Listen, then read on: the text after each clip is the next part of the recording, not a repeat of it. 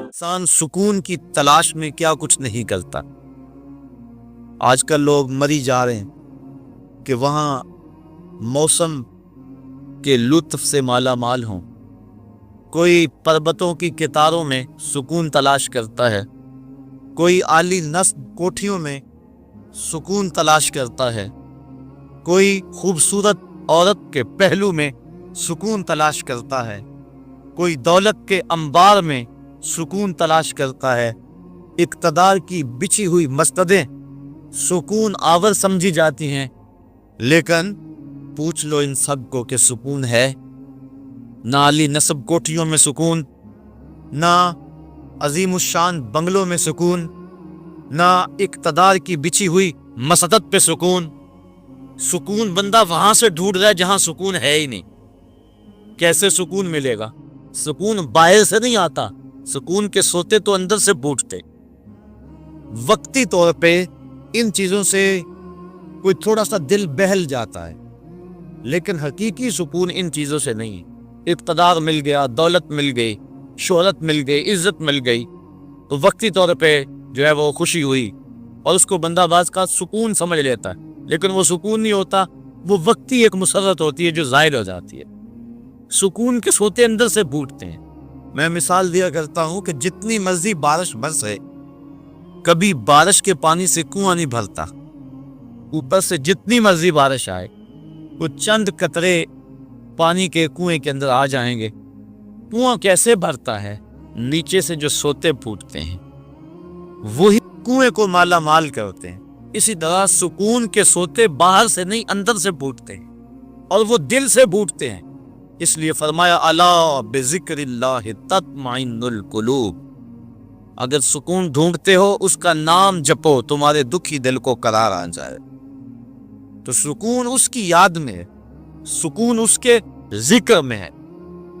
اور بعض عقل پرست لوگ کہتے ہیں کہ یاد کرنے میں، ذکر کرنے میں سکون کیسے ملے گا، جبکہ موجودہ سائنس نے اس بات کو تسلیم کیا ہے کہ جو الفاظ ہیں ان کے اثرات ہوتے ہیں۔ آپ پھول کا نام لیں تو طبیعت میں خوشی آئے گی کہ نہیں آئے؟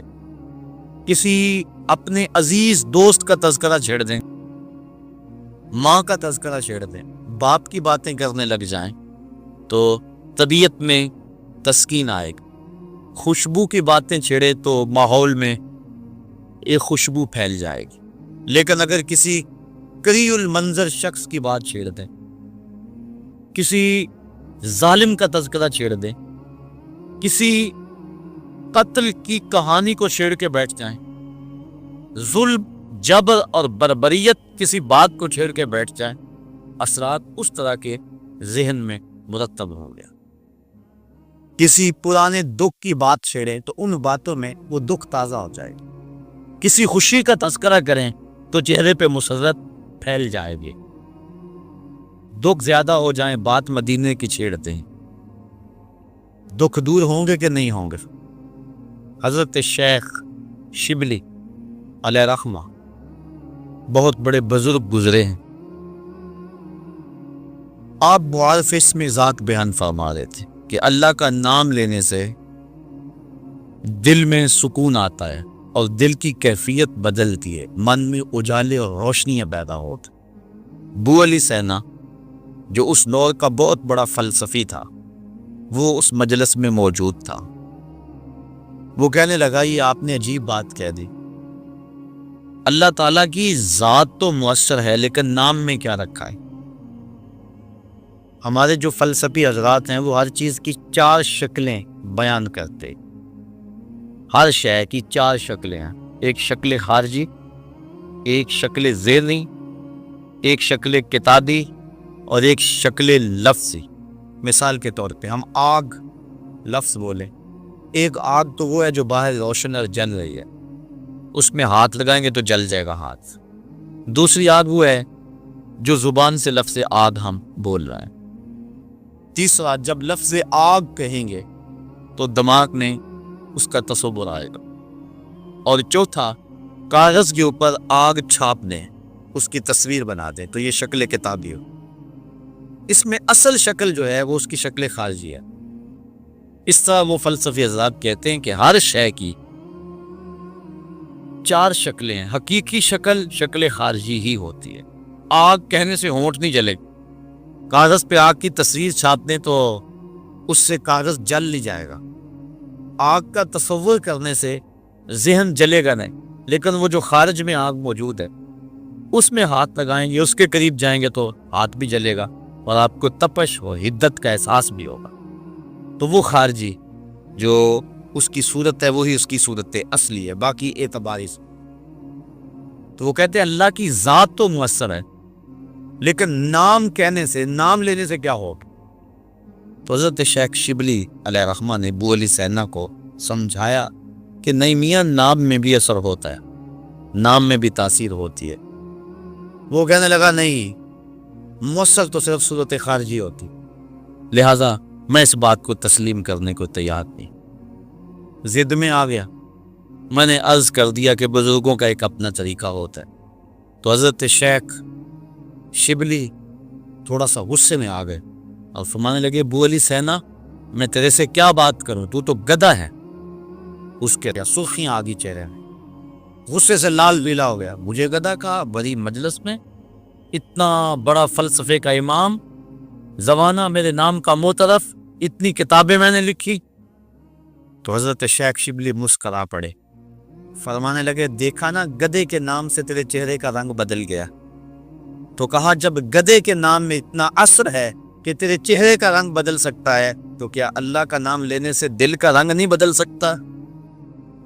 تو اس کا نام لوگے تو دل بدلے گا اور دل قرار پائے گا، دل کو نور نصیب ہوگا اور دل کو اجالا ملے گا اس کے بابرکت نام لینے سے۔ اس لیے جب زبان سے بندہ اللہ اللہ کہتا رہتا ہے تو اس کے اثرات اس کے دل پر مرتب ہوتے ہیں، اور کثرت سے ذکر کرنے والا شخص اس کا دل پر نور ہو جاتا ہے۔ بلکہ ہم نے تو تصوف کی کتابوں میں پڑھا ہے، جب کوئی شخص ایک مرتبہ اللہ کہتا ہے، اللہ تعالیٰ اس کی طرف نظر رحمت سے دیکھتا ہے، اور جس کی طرف اللہ تعالیٰ نظر رحمت سے دیکھ لے اس کے 70 گناہ جل کے راکھ ہو جاتے، اور جس نے اٹھتے بیٹھتے چلتے پھرتے وظیفہ یہی رکھا، پھر اس کے من میں کتنے اجالے اتریں گے، کتنی روشنیاں اس کو نصیب ہوں گی۔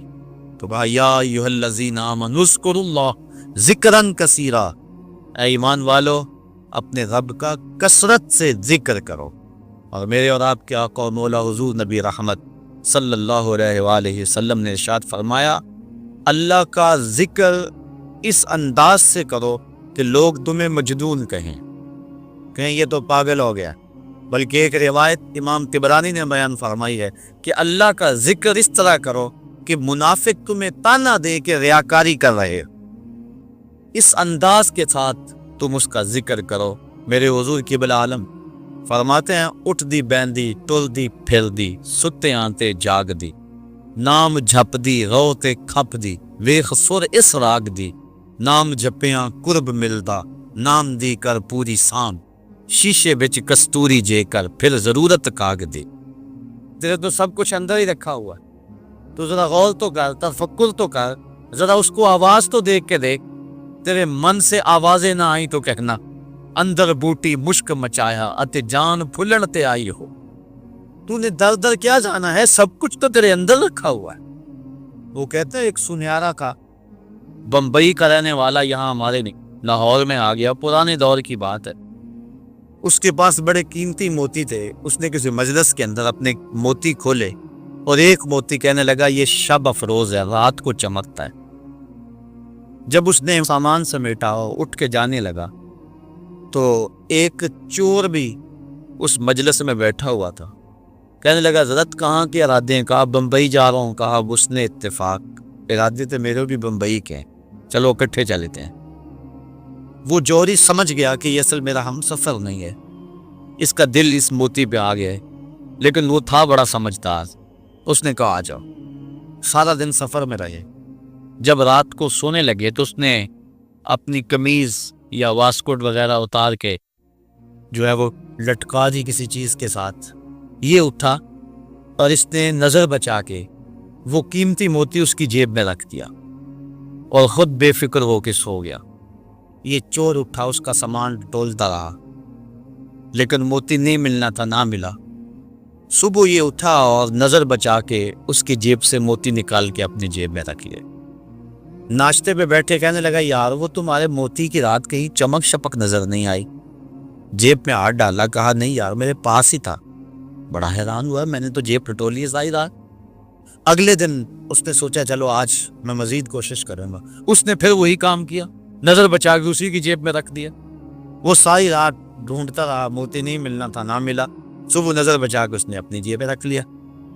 صبح ناشتے میں پھر بات چلی، یار وہ آپ کہتے تھے رات کو چمکتا، اس کی کچھ چمک شمک نظر نہیں آئی؟ کہا یار میری جیب میں ہی تھا۔ 2-4 دن ایسے گزرے۔ ایک دن اس نے عزم کر لیا کہ شاید وہ بغل میں رکھ لیتا ہے، منہ میں رکھ لیتا، کہاں رکھتا، آئی تو اس کو میں بیدار بھی ہو جائے تو میں پھر بھی یہ وہ موتی اسے لے لینا۔ وہ اس کے پاس سے پلٹتا رہا، لیکن وہ مست ہے، اس کو پتا ہے موتی محفوظ جگہ پہ۔ اور صبح اٹھا، نظر بچا کے موتی اپنی جیب میں ڈال لیا۔ اس نے پھر بات کی، اس نے کہا کہ یار کو میرے پاس ہی تھا۔ اس نے کہا میں آج سچی بات بتاؤں، میں تیرا ساتھی نہیں تھا، میں تو تھا چور، میں تو چور تھا۔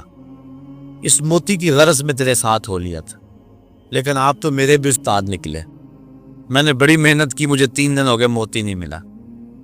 میں آپ کو استاد مانا، آپ مجھے بتائیں کہ موتی آپ اللہ کتنے کہیں تھے؟ اس نے کہا میاں تو اوروں کی جیبیں ٹٹولتا رہا، کبھی اپنی جیب میں بھی تو ہاتھ ڈال دیا ہوتا۔ نہ مسجد وچ نہ مندر وچ، لب یار نو اپنے اندر وچ۔ سب کچھ تو تیرے اندر ہے، تو اوروں کی جیبیں ٹٹولتا رہا۔ سلطان وہ فرماتے نہ کر منت تو خواج خضر دی، تیرے اندر آب حیاتی ہو۔ اور کبھی فرماتے ہیں وچے ہی بیڑے وچے ہی چیڑے وچے ہی ونج مہانے ہو، 14 طبق دلے دے اندر تمبو وانگو تانے ہو۔ سب کچھ تو تیرے اندر ہے۔ اور اقبال کہتا ہے خود ہی کا نشیمن تیرے دل میں ہے، فلک جس طرح آنکھ کے تل میں ہے۔ یہ سب کچھ تو انسان کے اندر رکھا ہوا ہے، بس تھوڑی سی توجہ کرنے کی دیا۔ دل کی تختی جو اس کا نام لکھا ہوا ہے۔ میں نے اس نے عرض کیا تھا کہ اقبال نے کہا تھا حکیم نیٹشے کے بارے میں، قلب مومن دماغش کافر است۔ اس کا دل مومن تھا، دماغ کافر، لیکن ہر شخص کا دل مومن ہوتا ہے۔ تو اس دل کی ایک ایک پرت میں رب کا نام لکھا ہوا ہے۔ اور کافر کو کافر اس لیے کہتے ہیں کہ وہ اس حقیقت کو چھپا دیتا ہے۔ یہ جو کاشتکار زمین کو کھود کر اس کے اندر بیج رکھتا ہے نا، اس کو بھی عربی میں کافر کہتے ہیں، کاشتکار کو بیج کو چھپانے والا۔ تو کافر کو کافر اس لیے کہتے ہیں کہ وہ حق کو چھپاتا ہے۔ تو ہمارے سینے کے اندر ہمارے رب کا نام موجود ہے، اور دل تو ٹھکانہ ہی اس کا ہے، دل تو بنایا ہی اس لیے ہے کہ یہ اللہ کا عرش بنے۔ اور وہ فرماتا ہے کہ میں زمین و آسمان میں کہیں نہیں سماتا، مجھے ڈھونڈنا ہو تو مومن کے دل میں تلاش کر۔ دلوں کے اندر اس کے ڈیرے اور اس کے بسیرے ہیں، تو اس کا ذکر کر کے دل جلا پاتا ہے، دل تسکین پاتا ہے، دل میں روشنی ہوتی ہے۔ تو ہمارا مزاج یہ ہونا چاہیے کہ اٹھتے بیٹھتے چلتے پھرتے اس کے ذکر کو ہم حرز جا بنا لیں۔ جب بندہ ایک مرتبہ کہتا ہے سبحان اللہ، زمین آسمان کے درمیان جتنا فاصلہ ہے سارا نور سے بھر جاتا ہے۔ یہ برکتیں ہیں ذکر کی۔ اس کا نام تو لے، کوئی معمولی نام ہے؟ جب زبان پہ اللہ کہتا ہے 14 طبق روشن ہو جاتے ہیں۔ یہ اتنا بڑا نام ہے، یہ اتنا بڑا وظیفہ ہے کہ اس سے بڑا کیا وظیفہ ہو سکتا ہے؟ اس کا نام، اس کا ذکر۔ تو فرمایا اللہ کا ذکر اتنی کثرت سے کرو کہ لوگ تمہیں کہیں مجنون ہیں، اور منافق تمہیں ریاکاری کے تانے دے۔ تم اٹھتے بیٹھتے چلتے پھرتے اس کے ذکر کو حرز جاں بنائے رکھو، یہی تمہارا سرمایہ ہے، یہی تمہارا وظیفہ ہے۔ دکھے ہوئے دل کا بھی یہی علاج ہے، پریشان خاطری کا بھی یہی علاج ہے۔ اندر کی کالک اس کے ذکر سے دھلتی ہے۔ حضور فرمایا لکل شیء سقالۃ وسقالۃ القلوب ذکر اللہ۔ ہر شے کا زنگ دور کرنے کے لیے کچھ نہ کچھ بنایا گیا۔ کپڑے کو میل لگ جائے تو صابن یا سرف سے دھوتے ہیں، اس طرح لوہے کو زنگ لگ جائے تو ریگ مار سے صاف کرتے ہیں. ہر شے کا زنگ دور کرنے کے لیے کچھ نہ کچھ ہے. فرمایا دلوں کو زنگ لگ جائے تو اللہ کا ذکر کرو، تمہارے دل ستھرے ہو جائیں گے. وَسَقَالَةُ الْقُلُوبِ ذِكْرُ اللَّهِ، دل کی ثقالت، دل کے زنگ کو دور کرنے کا جو آلہ ہے وہ اللہ کا ذکر ہے. جب انسان ذکر کرتا ہے تو دل جلا پاتا ہے، دل روشنی پاتا ہے. گناہ سے دل میلا ہوتا ہے. روایت میں آتا ہے جب انسان گناہ کرتا ہے تو اس کے دل میں ایک سیاہ نقطہ لگ جاتا ہے. اگر وہ توبہ کے آنسوؤں سے اس کو دھو لے تو اس کا دل شفاف ہو جائے گا. اور اگر وہ توبہ نہیں کرتا اور تکرار گناہ کرتا ہے تو اس نقطے کے ساتھ ایک اور نقطہ لگ جاتا ہے.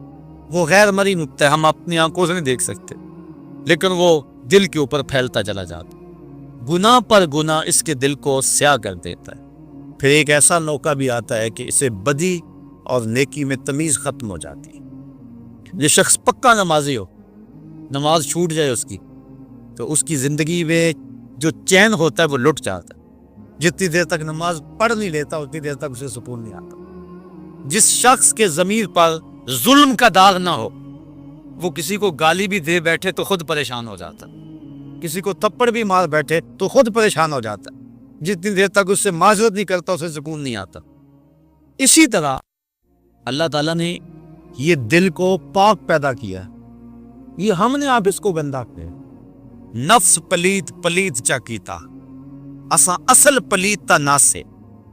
نفس نے ہمیں پلیت کر دیا، ہم تو پاک آئے تھے، ستھرے آئے تھے. اور میاں صاحب علیہ رحمہ فرماتے ہیں چٹی چادر پھمنا والی تے داغ نہ لانی جڑیاں، پھر نہ آکھی حشر دہاڑے حال ربا کی بنیا. تو یہ چٹی چادر ہے بالکل، تو اس کے اوپر کہیں داغ نہ لگا بیٹھ. اور اگر اس کے اوپر داغ پہ داغ لگ جائے اور دل سیاہ ہو جائے تو پھر حق و باطل کی تمیز ختم ہو جاتی. پھر گناہ پہ گناہ کرے اسے فتح نہیں ہوتا، چونکہ جو پہلے ہی داغ چادر ہو ایک اور دھبا لگ جائے گا تو کوئی پریشانی نہیں ہوگی. چٹی چادر پہ معمولی سا داغ بھی لگے گا تو ہر ایک کو نظر آئے گا، محسوس کیا جائے گا کہ یہ داغ لگا ہوا ہے. اس لیے گناہ کرنے کا جو شخص مزاج بنا لیتا ہے اس کے لیے گناہ مشکل نہیں رہتا. بلکہ روایت میں آتا ہے کہ جب مومن گناہ کرتا ہے تو اس کی حالت یہ ہوتی ہے جس طرح بہت پہاڑ کے نیچے آ گیا کہ ابھی اوپر سے وہ گر جائے ویسے کچل دے. اور منافق جب گناہ کرتا ہے تو وہ یوں محسوس کرتا ہے جس طرح جو ہے مکھی بیٹھی تھی اور اس نے اس کو اڑا دیا. تو ہم دیکھیں کہ ہمارا دل کہیں اتنا سیادت ہی ہو گیا، اللہ کے حکموں کو توڑے میں پرواہ نہ ہو، نماز چھوڑے ہمیں پرواہ نہ ہو، آنکھ بھٹک رہی ہو ہمیں پرواہ نہ ہو، خیال بہک رہا ہو ہمیں پرواہ نہ ہو، زبان گند بول رہی ہو ہمیں پرواہ نہ ہو، ذہن غلط سوچ رہا ہو ہمیں پرواہ نہ ہو، کسی پہ ظلم جبر کا بازار گرم کیے ہوئے ہوں، کتنوں کے دل توڑ رہے ہوں، کتنوں کو ستا رہے ہوں اور پھر بھی چین کی نیند سو جائیں، پھر اس کا مطلب یہ ہے دل سیاہ ہو گیا. کہ کسی کو دکھ دے کر بھی دکھ نہیں ہوتا، کسی کو اذیت دے کر بھی تکلیف نہیں ہوتی، کسی کا مال لوٹ کر خون پی کر بھی آرام سے یہ سو جاتا ہے. یہ ہے اس کی کیفیت، تو پھر دل سیاہ ہو گیا. اب اس دل کی سیاہی کیسے مٹے گی؟ توبہ کے پانی سے. جب اشک ندامت گرتا ہے تو دل کے میل دھو دیتا ہے. اور دوسرا وَسَقَالَةُ الْقُلُوبِ ذِكْرُ اللَّهِ، اور دلوں کی ثقالت، دلوں کا زنگ اللہ کے ذکر سے اترتا ہے. تو جب اللہ کا ذکر کثرت سے کرے گا تو اس کو تسکین کی دولت نصیب ہو جائے گی. تو اللہ فرماتا ہے الا بذکر اللہ تطمئن القلوب، سن لو دلوں کی طمانینت اس کے ذکر میں ہے. اور فرمایا کچھ رجال ایسے ہیں، کچھ اللہ کے بندے ایسے ہیں کہ اللہ کا ذکر اس انداز میں کرتے ہیں کہ بیع و شراء اور تجارت ان کو اللہ کے ذکر سے روکتی نہیں ہے. یعنی وہ کام بھی کر رہے ہوتے اور ذکر بھی کر رہے ہوتے. حضرت شاہ نقشبند بخاری علیہ رحمہ آپ فرماتے ہیں میں نے منام میں ایک شخص کو دیکھا 70,000 دراہم کا کاروبار کر رہا تھا. میں حیران ہو گیا کہ یہاں آ کر اتنا بڑا کاروبار. لیکن جب میں نے غور کیا تو اس کا دل ایک لمحے کے لیے بھی رب کی یاد سے غافل نہیں تھا. اور میں نے ایک شخص کو کعبۃ اللہ کا طواف کرتے دیکھا لیکن اس کا دل رب کی یاد سے غافل تھا. تو دل کا اس کے ساتھ لگ جانا اور ایک لمحے کی غفلت کا طاری نہ ہونا یہ حقیقت ذکر ہے. اور یہ مومن کا مطلوب ہے، وہ ایک لمحہ بھی جو ہے وہ اپنے رب سے غافل نہیں ہوتا. غفلت اس کی موت ہے. غفلت ہوگی تو شیطان آئے گا, غفلت ہوگی تو وسوسہ آئے گا, غفلت ہوگی تو گناہ سازد ہوگا. لہذا وہ غافل ہی نہ ہو. اور مرشد باہو اسی لیے کہہ گئے کہ جو دم غافل سو دم کافر. کوئی لمحہ غفلت میں گزرے نہ, تم ایک ایک لمحہ اپنے رب کی یاد میں رہو.